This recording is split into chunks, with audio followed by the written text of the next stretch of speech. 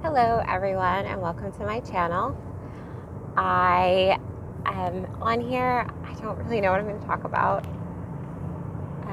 It's Tuesday again and guess where I'm going? I'm going to go take care of my mom. Anyway, if you haven't been here before, please give me a thumbs up and subscribe. I think there's like a bell that you push or whatever. Anyway, I hope you all are having a wonderful week so far. I have been okay. I feel like everyone can say they've been better. We did yesterday. I'm a student and I'm learning occupational therapy. And so yesterday we had transfers, and for somebody who has had like 12 or 13 surgeries on abdomen and like chest and stuff, it's like I have a heart condition, so not that chest. But anyway, people that have had trunk surgery, your core and your upper body strength is really compromised. Like, I mean, like I have muscles, but they're just for looks. They don't really do much. But anyway, we had to lift. You basically roll your patient over, and then you have to put your hand up underneath their shoulder and lift them up while lifting up their feet. And it's quite a movement. There's a lot of pieces that you have to think about. And then once you get them sitting up on the bed, you have the gait belt. So the gait belt's like a regular belt, but it goes around your torso and it helps, give you some leverage to lift the patient up. So all of you people in healthcare that have done home healthcare or CNA work, you probably know all about this. But as you know, I'm in my 30s, so 33. I haven't done anything other than my 8, 9, 10-year-old when she's having a seizure for a while. And oh my goodness, like working in the shop, I've gotten spoiled because the guys always make sure that when they let me work, they always make sure that things aren't too heavy, because I get tired very easily. And this winter they haven't even been letting me work, which, if you can't tell, I'm slightly indignant. I mean, I appreciate it, but I'm a little indignant about it because it just is like, oh yes, you're less this year than you were last year. And that's self-talk. I know that they're doing it because they want me to get better and they want me to build up strength. But I'm sitting over here afraid that the longer I sit and don't use my strength, the less I'm going to lose. I'm going to lose more of it, but those are just my things. But anyway, I don't really have a topic. I just know that I needed to get on here and say that this week I ended up going to, I'm like I said, I'm a student. And so the student, they offer, I guess it's like, they offer like mental health assistance. And I think I said in my last video that I have been crying a lot lately. It's just a lot of what I'm dealing with. And I've noticed that I have been slipping back into old thought patterns and old habits that they're not helpful for me moving forward. And like consciously I know why I'm doing it. A lot of times we all have trauma. Okay, everybody. I mean, being born is traumatic, right? And so the human mind and the human body, it separates itself from the trauma to protect you. If there's a foreign object in your body literally creates scar tissue to help protect the body, and it pushes it out. Okay, this is how we are made. Our body is made that way, so is our mind. And so our body creates these fractals in it, just like when something traumatic happens, whether you get in a car accident, or you're almost hit crossing the street, or, even, and this is small trauma and it's stuff that you have to get used to, but, somebody saying that they're going to show up as a little kid and that not happening, that immediately teaches you, if you are not properly walked through it, that person can't be trusted. And, children are very trusting, and so it immediately takes that away. So from somebody, if you think about that, most of us have a lot of trauma, because a lot of us, I am one, from a broken family. I was adopted at birth. I had my mother that raised me, she had a lot of issues that made being raised by her difficult. And when I say issues, I mean both physical, mental, and emotional issues. I was working to help keep the lights on by the time I was 10, which is very common in other places, I understand, but she wasn't able to get from point A to point B. And so now that I'm taking care of her again, I've had to go back into that childhood trauma, and my spouse got me out of that. And so I realized that I'm going back to that person, which they are no longer interested or capable. They're no longer capable of holding me. But you just go back into those, I want, this person made it good once, so I want that person to make it good again. And you have to realize that I'm still that little girl that just wants to be taken care of and saved. And the only person that can do that is me. I focused all my energy outward, and I'm still doing that. And so if it wasn't to my spouse, it would be to my children. If it wasn't to my children, it would be to a friend in need or whatever. And this is just me realizing that put your big girl panties on. Yes, it's difficult, but you need to show up for yourself. You cannot be emptying yourself so much for this person and going into that trauma so often that you are going back into old habits. And so I went and I spoke to the counselor at school, and she kind of talked to me a little bit about something you hear about all these different terminology when you're going through self-help stuff. And one of the things that she had told me, which I heard about it when I was younger, but I didn't it wasn't a thing for me because you're younger. And it's just just make it better now. Just you make it better, which again is you going outside of yourself to heal your insides, which there's a lot, you got to spend a lot of time with yourself if you want to be able to hold yourself and not be expecting other people to hold you in a way that they are incapable of doing. So, when I've lost multiple children,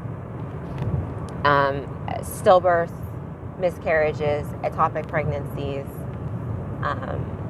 and fallen through adoptions. So losing children is something that I still don't know how to do, no matter how many times I do it. But one of the ways that has helped me, because people are like, how do you keep going? I mean, aside from the shock, that's definitely a pushing you forward type movement. Shock will do that. Just pure adrenaline. But I learned after my many, many losses that you need to give time. You need to give honor to that loss in yourself. You need to give time to that grief. Whether it's 5 minutes, 10 minutes, this is something that you cannot walk away from. First of all, because at the end of the day, this is all you have left of your hopes and your dreams, is that grief. Yeah, that's depressing. But you have earned the right to sit with it. Do you sit with it all day? No. Do you allow it to ruin your life? No. And it's really freaking hard, okay? But one thing that my grief counselor helped me with And some of the books one of the books that I read, it was like a devotional, it was a day-to-day devotional. It really helped me get through it. Was that, taking those 10 or 15 minutes and giving honor to the loss and giving honor to yourself and your pain. Just go deep. Let it hurt. If it's 5 minutes, 10 minutes, if it's stuff you don't want to think about, the thing is, you can only push away so soon before it completely catches you with your pants down.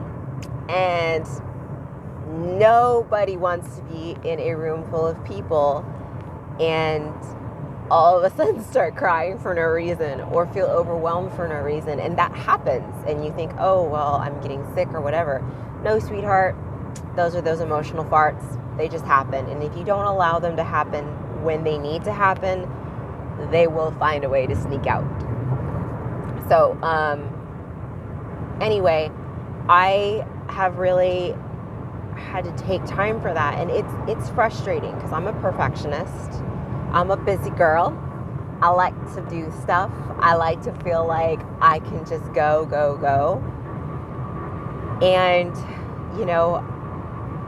grief and hardship, they make you stop. They stop you in your tracks. And that's okay. So one of the things that the counselor told me when I went, and I will go back tomorrow, I'm going to go weekly and then we'll go 2 weeks. And, just like, there is no shame in going to get help. And for me, it's sometimes I just need somebody to talk to besides myself on this channel, to not only give me accountability, but also to have somebody who is completely unbiased that can assist me in making sure that I am taking that time for myself. I am taking that extra little bit of time that I need to give honor to the trauma and the heartache and the loss and my mental health. Because those are part of me. Is that all of me? No, it's not. I live a very full life. I'm a busy girl, like I said. I'm in school. I take care of my mom. I have my kids. I have my best friend. I have the love. I have my house that I'm working on. I have my animals. I have the business. I have hopes and dreams like everybody else. But I need to also make sure that I am always looking in a healthy way and working on myself, on my responses to the things that I have been through, and just trying to be the best me. My daughter the other day, I don't really think she knew what it meant, but she was like, "Mommy, I see how brightly you burn." And I was like, not having a hot flash. And then I was like, okay, honey, that's really, I said, what do you mean? Do I look hot? And she was like, no, Mom, you're just really bright. And this was a particularly difficult day. And I said, okay, so are you saying that I'm hot, like that I need to cool off? Or do you mean that, like, Mommy might look nice? Or she said, no, Mommy, it's just a good thing. You burn bright. And I like it. And, it really made me think that even though I'm struggling is beautiful in a way that we don't see because we're super in it. But other people can really, get something from it. It's just like special needs. It's like, well, what is the point, of people that have these horrible pain and the seizures and heart attacks, having stroke, being in a wheelchair, all these things.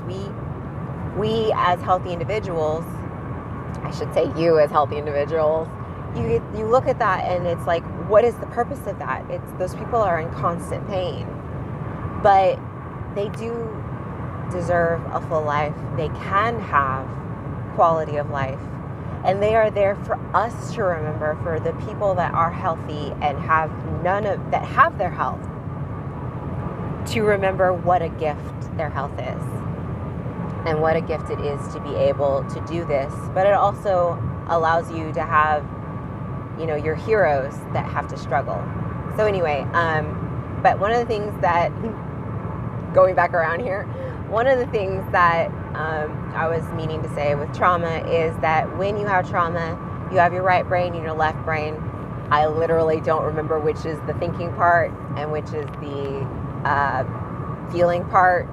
But basically, when you have trauma, which we all do, we have our thinking part is fired up constantly, our feelings part is fired up constantly.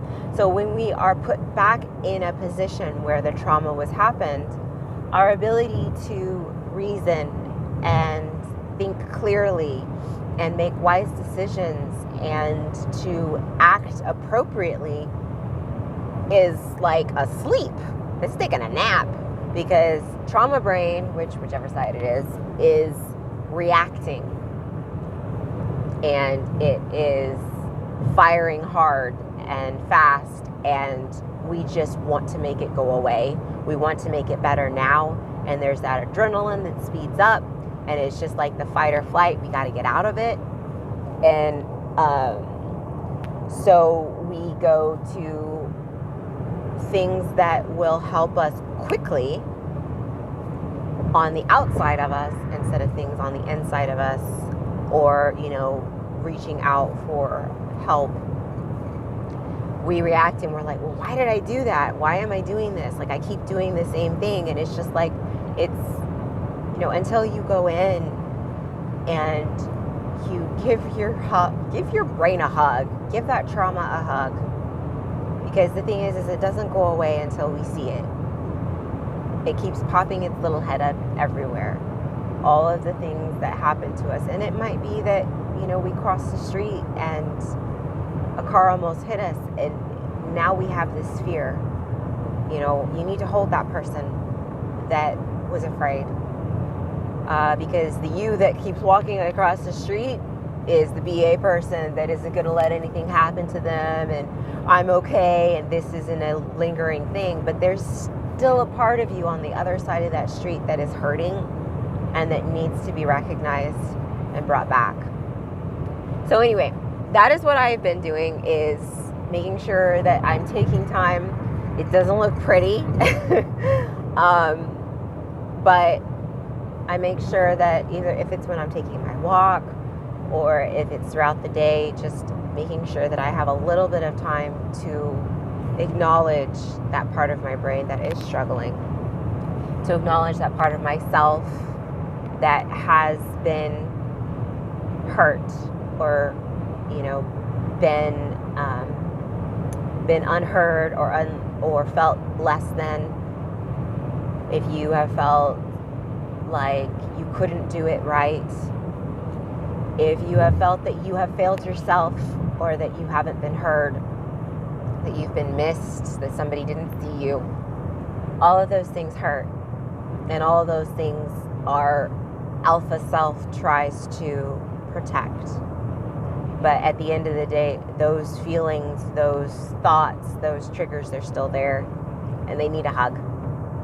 So they need your time. So anyway, I hope that's helpful.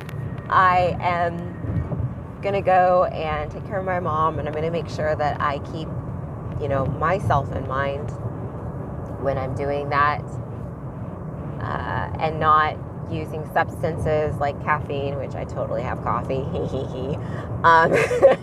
but other substances, whether it's drinking or whatever, just making mindful moments. I took my kids to the batting range the other day. That was super fun. And I had a little outing yesterday.